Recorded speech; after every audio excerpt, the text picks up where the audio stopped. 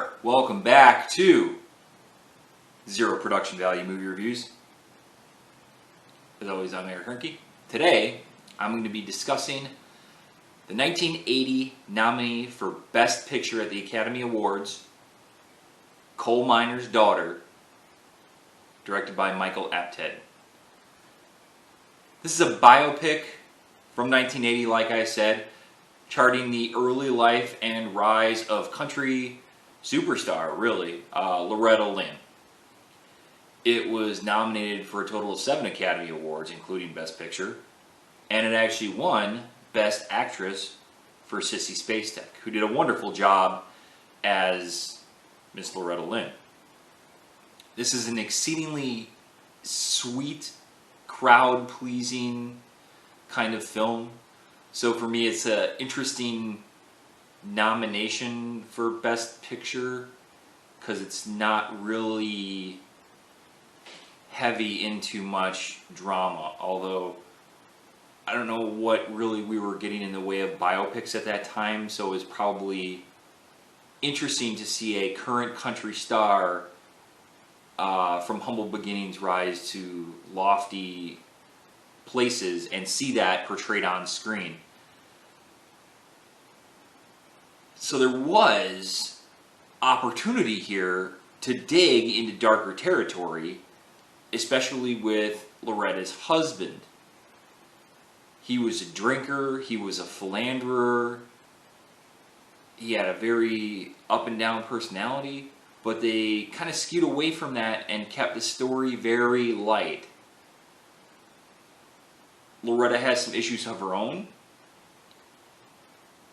especially following the death of a woman who became a friend and a mentor to her, the great Patsy Cline, when she died tragically in a plane crash. That devastated Loretta, and she eventually, partially with probably those thoughts weighing on her, and then due to stress and overwork, and then I'm not sure what was going on with her husband, she eventually had a nervous breakdown on stage and had to take some time away before triumphantly returning. They bring up these issues as if, hey, these issues happened, but they really only scratch the surface, like literally like, hey, these happened and okay, moving on. And instead they focus really on the uplifting, wholesome, American dream, something from nothing aspect to the story, which is very real and very there and very vital to the story.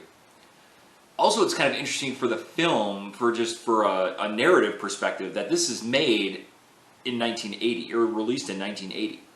And Loretta Lynn is still in her prime and pretty much at the height of her stardom, as, a queen, the first lady of country music I remember I grew up on a rural farm in Wisconsin, and that's the music I was exposed to as a child, was classic country. So for me it was, Dolly Parton and Loretta Lynn, among others.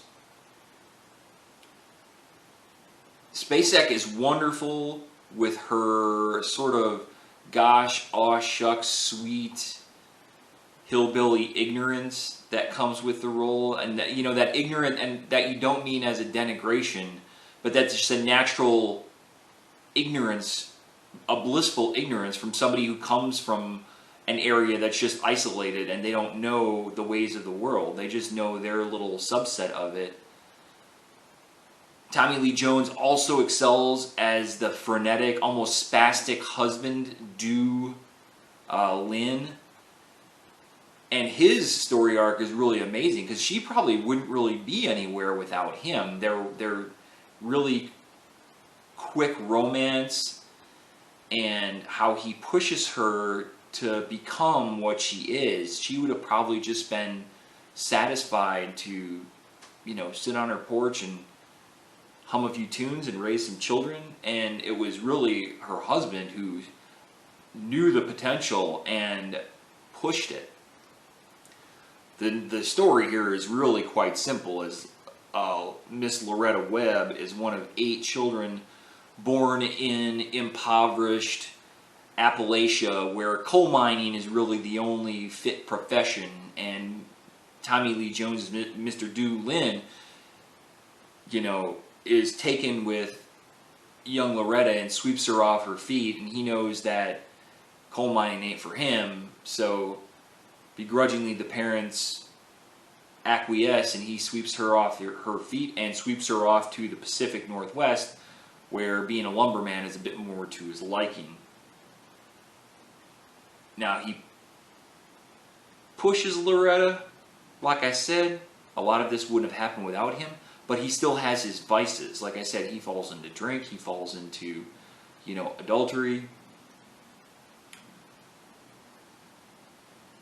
And Loretta is pretty much, like I said, satisfied to be a homemaker and a baby maker at that time, until a chance gift gives her a guitar, and she self-teaches, and then along with that and her songwriting skill and her singing ability, and then combine that with her husband's fervor for pushing her and elevating her profile, she ends up skyrocketing stardom, and soon is right up there with Patsy Cline. In fact, like I said before, Patsy Cline becomes a good friend and a mentor to her before her tragic death.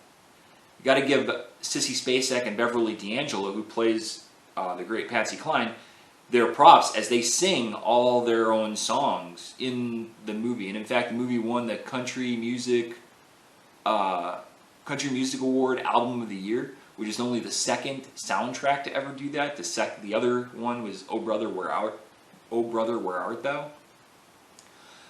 This film was very nice. That's the word I keep it's like a sickly sweet, nice. The true story aspect to it is very endearing, and I don't mean to make light of it at all. But I think it does a disservice to simply gloss over the darker aspects of this rise to stardom. You could have really harvested that, and it could have taken on a bit more of a Star is Born quality, and taken what,